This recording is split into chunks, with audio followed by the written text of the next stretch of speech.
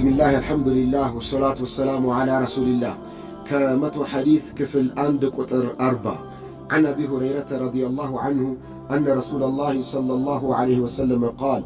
أبو هريرة باورد حديث رسولاتين صلى الله عليه وسلم انديه لالو ما نقصت أنست عتبالم صدقة من مال عندت صدقة كهنا جنزب لاي ستسات ياتي يتستتشوا صدقة ከዚያ ገንዘብ ላይ ቀነሰች አይባልም ነው። وما زاد الله عبدا الله ለአንድ ባሪያው አይጨምርም ቢዐፍዊ ይቅር በማለቱ إلا عزا ልቅናን ከፍታን እንጂ ይላሉ። وما تواضع أحد ማንም አይተናነስም لله ለአላህ ብሎ ራሱን ማንም ዝቅ አድርጎ አይተናነስም إلا ቢሆን እንጂ رفعه الله ያን ሰው አላህ Subhanahu Wa Ta'ala ከፍ ያደረገው ቢሆን እንጂ ይላሉ። رواه ሙስሊም የዘገበው ሐዲስ ነው። ውድ ወንድሞች እህቶች ከዚህ ሐዲስ ብዙ ነጥቦችን እንማራለን። ይህ ሐዲስ የሚያጠነጥነው በሰደቃ ዙሪያና እርስ በርስ በአኗኗር በማህበራዊ ህይወት ዙሪያ ላይ እንዴት ሆነን መኖር እንደምንችል የሚያስተምር ነው። ብዙ ጊዜ ስለ ሰደቃ ሲነሳ ሰው ሰደቃ ስጡ ሲባል የሚሰጠው ሰደቃ ሲያስብ ከንብረቱ ላይ ቀነሰብኝ የሚል ሐሳብ ይወጣበታል። ውድ ወንድሞች እህቶች በፍጹም እንዲህ አይነት ሐሳብ አእምሯችን ላይ ሊመጣብን አይገባም። ቀነሰልን ማለት ያለብን ጨመረልኝ የሚል ሐሳብ በውስጣችን መያዝ አለብን።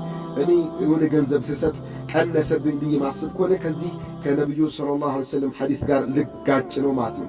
ያ እንዳይሆንብኝ ቀነሰብኝ ሳይሆን ጨመረልኝ ነው ማለት አለብኝ። ለአኺራ አስቀመጥኩት ነው የኔ ነው ማለት ያለብን። የምንሰጠው ገንዘብ የኛ ነው እንጂ ለሰጠነው ሰው የሚሆን ነው ብለን አናስብ። የምንሰጠው ገንዘብ መጠኑ ውስን ሊሆን ይችላል ለሰውየው የምንሰጠው፣ ግን አላህ ዘንድ ግን የምናገኘው ከሰጠነው በላይ እጥፍ ድርብ ሆኖ የሚጠብቀንና ለራሳችን እንደሰጠነው እንጂ መቁጠር አለብን። ለሰው እንደሰጠን አድርገን መቁጠር የለብንም። መስጠት እንኳን ባንፈልግ ለዚህ ሐጃ ስለማወለው እንጂ ሐጃ አስተካይ አንገብጋቢ ስላለችብን እንጂ ይህን ገንዘቤን ለአኺራ ባስቀመጠው ጥሩ ነበር ብለን ነው እንጂ ማሰብ አለብን። ለሰውየው ሰጠን ለዛ አካል አደረኩኝ የሚል ነገር ውስጣችን ፍጹም ማደር የለበትም። ሰደቃ ከተቀባዩ ይልቅ ሰጪው ነው ተጠቃሚው አላህ ዘንድ፣ ተጠቃሚው ሰጪው ነው አላህ ዘንድ። እንደ መንፈስም ስንመለከተው ከተቀባይ ይልቅ ሰጪ ነው በጣም በውስጡ መንፈሱም የሚረካው ደስታንም የሚሰጠው። ለዚህ ነው ነብዩ ሰለላሁ ዐለይሂ ወሰለም አልየዱል ዑልያ ኸይሩ ሚነል የዲ ሱፍላ አሉት። ከተቀባይ እጅ ይልቅ ከላይ ያለችዋ ሰጪ እጅ ትበልጣለች ትሻላለች አሉ። እና ከተቀባይነት ከጠያቂነት ሰጪነት ለጋሽነት እጅግ በጣም የላቀ ነው በአዱንያም በአኺራም ማለት ነው። ስለዚህ የምንሰጠው ነገር ቀነሰብን ጎደለብን የሚል መንፈስ አይኑረን እባካችሁ። ለአኺራ ያስቀመጥኩኝ በአኺራ ባንክ ያስቀመጥኩኝ ልንል ነው የሚገባው። ነብዩ ሰለላሁ ዐለይሂ ወሰለም በአንድ ወቅት ለሰሃቦች ምን ብለው አስተማሯቸው? እናንተ ዘንድ ከሀብታችሁ ውስጥ በጣም የምትወዱት የትኛውን ሀብት ነው? ለወራሾቻችሁ የምትሰጡት ሀብት ነው ወይስ ለራሳችሁ የምትጠቀሙት ሀብት ነው አሏቸው። ለራሳችን የምንጠቀመው ነው የሚያስደስተን አሉ። እንግዲያውስ የራሳችሁ ሀብት ብሎ ማለት አሁን በሕይወት እያላችሁ ሰደቃ ሰጣችሁ የሞታችሁት ሰደቃ የሰጣችሁት ሀብት ነው እናንተ ማለት። እንዲሁም ደግሞ አሁን ትታችሁት የምትሉት ሰደቃ ያልሰጣችሁት ሀብት የወራሽ ነው ይላሉ። ስለዚህ ሀብታችን የኛ እንዲሆን ከፈለግን ሰደቃ ነው መስጠት አለብን። በአኺራ ባንክ ነው ማስገባት አለብን። ወደ ጀነት ነው ማስተላለፍ ያለብን ነው። አላህ በቁርአን ይላል وما تقدموا لأنفسكم من خير تجدوه عند الله አሁን በዱንያ ያላችሁ ለአኺራ ይሁን ብላችሁ ሰደቃ የምትሰጡት ነገር አላህ ዘንድ ታገኙታላችሁ፣ የበለጠ ሆኖ ታገኙታላችሁ ይላል አላህ Subhanahu Wa Ta'ala። እና ያ ይሆንልን ዘንድ ሰደቃ ላይ ልንበረታ ይገባል ይላሉ። ሰደቃ የመስጠት ልምዳችን ደግሞ በተጠየቀን ቁጥር መሆን የለበትም። ሳንጠይቅ መስጠት መቻል አለብን።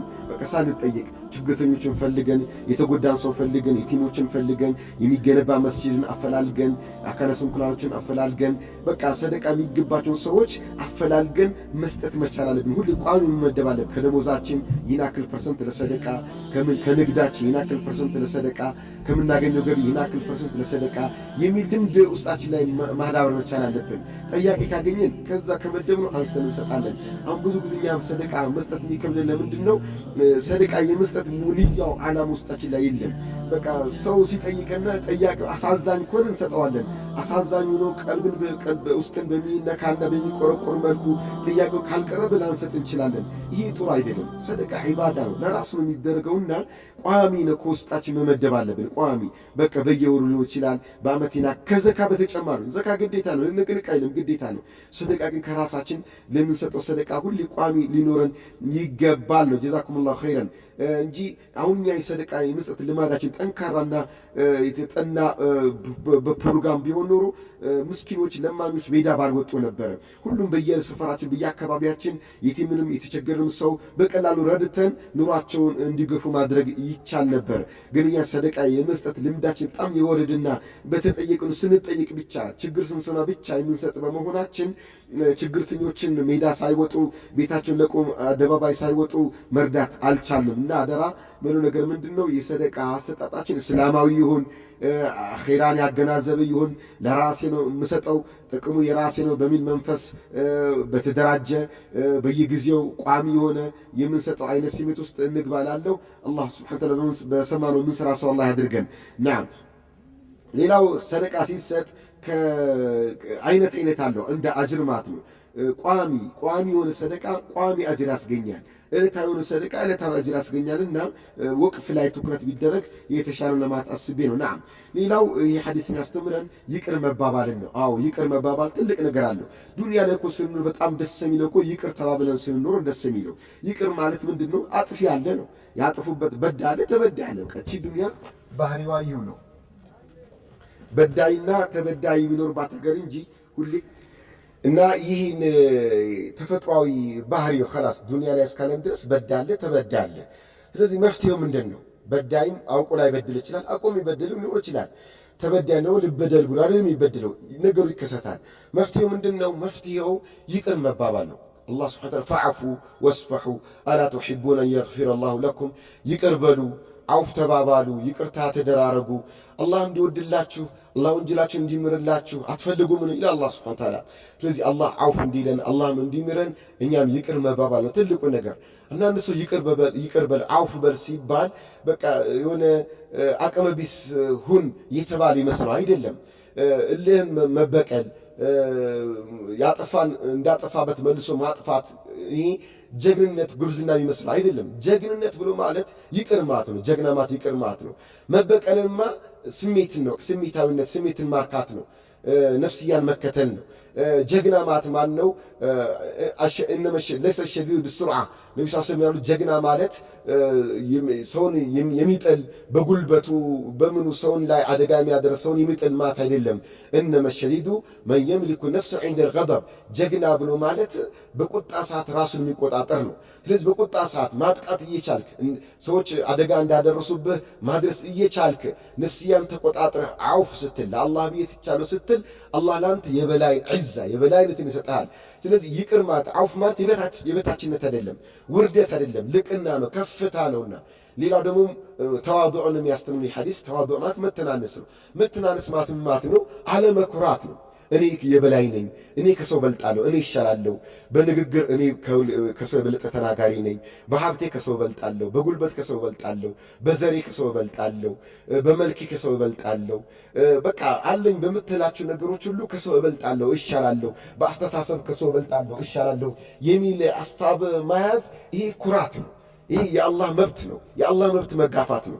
ከኛ የሚጠበቀው ምንድነው? መተናነስ የሚጠበቅ መተናነስ ማለት ከኔ የሚበልጡ ባለሀብቶች አሉ፣ ከኔ የሚበልጡ መልከኞች አሉ፣ ከኔ የሚበልጡ ጉልበተኞች አሉ፣ እኔ ከሁሉም በታች ነኝ። ራስን ዝቅ ማድረግ ነው።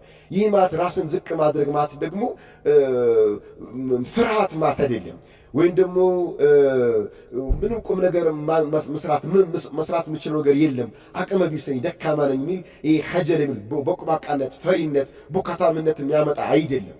ሰውን ከማክበር የተነሳ የሚመጣ ስሜት እንጂ ራስን ዝቅ አድርጎ ፈሪነት በቁባቃነት ምንም ቁም ነገር ያለው ነገር መስራት የማልችል ደካማኝ ብሎ ምንድነው ተሻኡም ራስን ማዋረድና የማሟረት አቅመ ቢስኝ ደካማ ነኝ ምንም ማድረግ አልችልም ብሎ ወደ ስንፍናና ወደ ፍርሃት የሚወስድ አይነት አይደለም። ይሄ መተናነስ የሚባለው መተናነስ ጀግንነት ነው። መተናነስ ከፍታ ነው። መተናነስ ትልቅ ሞራል ነው። መተናነስ ሰው አክባሪነት ፈሪህ አላህነት ነው። ከዚህ ስሜት የተነሳ ነው መተናነስ የሚገባል። አላህ Subhanahu Wa Ta'ala ከሚተዋዱ ከሚተናነስ ለአላህ ብሎ ከሚተናነሶች አላህ ያድርገን። እንዲሁም አላህ Subhanahu Wa Ta'ala ያጠፈባቸው ሰዎች ለአላህ ብሎ ይቅር ከሚሉ ሰዎች አላህ ያድርገን። ካላቸው ነገር አላህ ከሰጣቸው ነገር አላህ Subhanahu Wa Ta'ala ብለው ሰደቃ ከሚሰጡ አላህ ያድርገን። ወሰለላሁ ወሰለም على نبينا محمد وعلى اله وصحبه والسلام عليكم ورحمه الله وبركاته. بسم الله الحمد لله والصلاه والسلام على رسول الله. كمتو حديث كفل